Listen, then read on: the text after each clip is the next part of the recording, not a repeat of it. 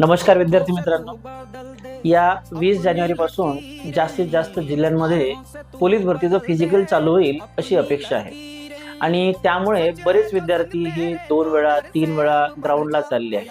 पण यामध्ये जर तुमच्या पायाला, तुमच्या शरीराला कुठेही जर इंजुरी झाली आणि तुमचं जर फिजिकल कमी झालं तर नुकसान पण तुमचंच होणार.